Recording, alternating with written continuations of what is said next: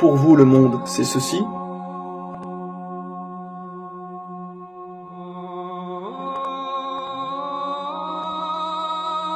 ou bien cela.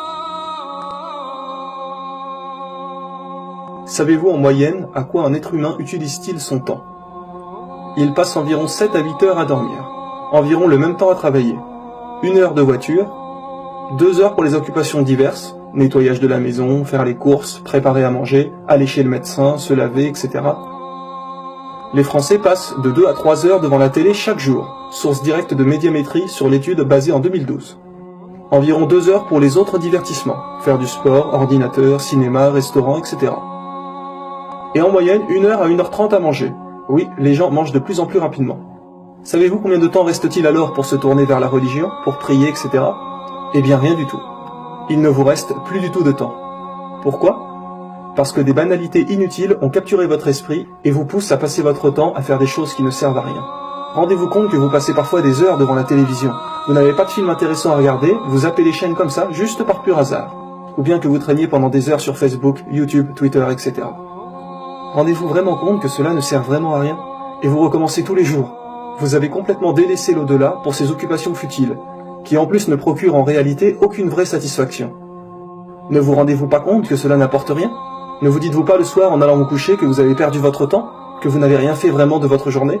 Non, vous allez recommencer le lendemain et le surlendemain, etc.